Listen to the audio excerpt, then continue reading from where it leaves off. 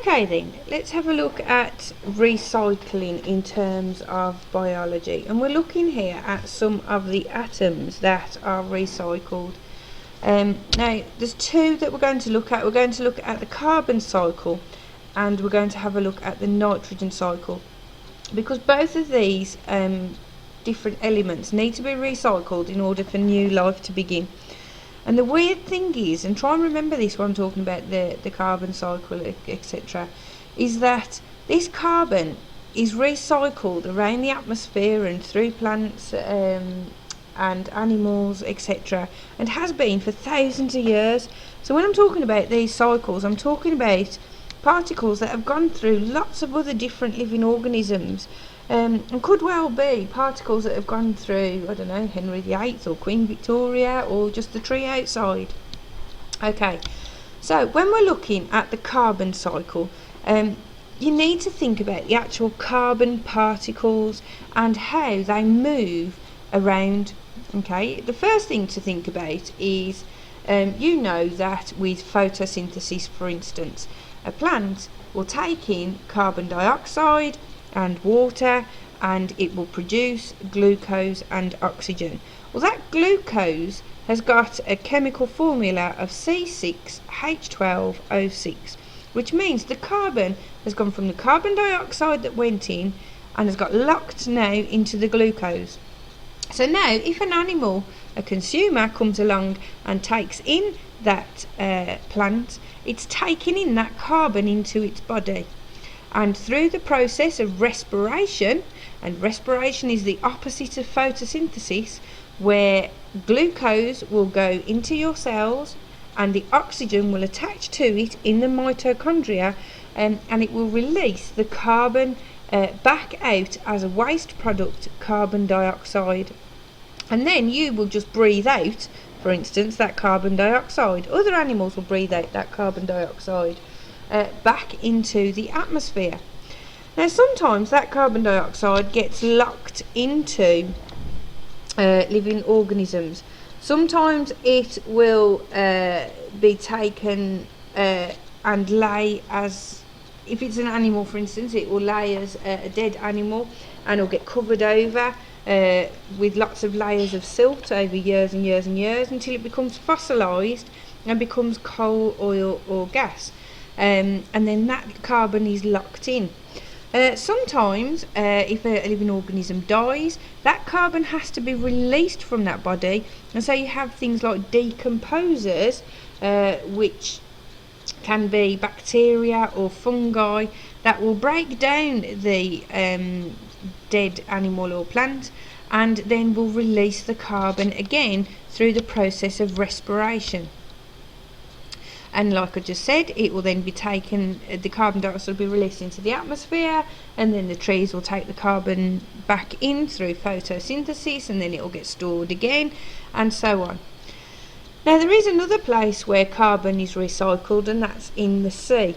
Carbon is built into the bodies of plants or animals, may stay there for millions of years. In the oceans there are many invertebrate animals with shells to protect their bodies. These shells are made of compounds such as calcium carbonate. The animals have incorporated carbon gained from digesting plants into their shells. When they die, their shells are difficult to decay and they sink to the bottom of the ocean. The fragments are compressed together to form rocks such as limestone and chalk. Because they store carbon in this way, the oceans are called carbon sinks. Eventually the carbon may be released back into the atmosphere. Some of these limestone rocks become exposed above the sea, and gradually the limestone and chalk are eroded by weathering, and the carbon is released as carbon dioxide into the atmosphere. If any of you have ever seen the White Cliffs of Dover, they are chalk cliffs that are basically made up of lots and lots, and we're talking millions of years here, of build-up of dead shells from different animals, and that's why you find a lot of fossils as well there as well. Okay, so right, now the second process, the nitrogen cycle. Now this one is more difficult to understand, because it's the same process where you've got nitrogen and it has to be recycled. However, we have to rely on bacteria for this particular process. Now the thing you've got to remember is that nitrogen makes up 78% of the air around us. And the problem is, you breathe in 78% of the nitrogen and you breathe it straight back out because your body cannot do anything with it. It is important to living things because it's used in two major groups of molecules, and they're proteins and DNA. Nitrogen is a very unreactive gas, and organisms cannot make use of it as an element. They can use nitrogen in compounds such as nitrates. So nitrogen moves between the living and non-living world in the nitrogen cycle. Its dissolved nitrates are absorbed by plant roots.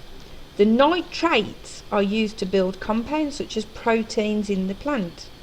The nitrogen containing compounds pass through the food chains to animals, and then the nitrogen compounds such as proteins in dead plants and animals are broken down into nitrates for absorption by plants. Now the problem we've got here is that you need different bacteria to try and help you to convert the nitrogen. Decomposers return the nitrates in plants and animals to the soil in two ways. Animal wastes, urea and faeces, contain nitrogen and are converted to ammonia. And if any of you have ever smelt a baby's nappy, and you'll see what I mean, it just really smells. When plants and animals die and decay, their proteins break down, releasing the ammonia. Nitrifying bacteria in the soil convert the ammonia to nitrates. So that's the first one. So nitrifying bacteria convert ammonia to nitrates. There's also something called denitrifying bacteria that break down the nitrates to release nitrogen into the air. Now there's three ways that nitrogen gas can get back into the soil, because the problem is it just can't do it. The first way is lightning. Lightning has enough energy to cause the nitrogen in the air to react with the oxygen to form the nitrates, which wash into the soil. Okay, which is great, except for the fact that we don't have lightning storms every day.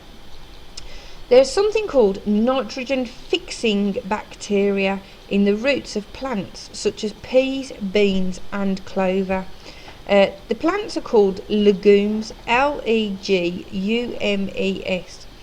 The bacteria combine nitrogen in the air with oxygen to make nitrates, which the plant can use. Chemists are able to make ammonia industrially using something called the Haber process, and we'll have a look at that later. Okay, so please try and remember these bacteria.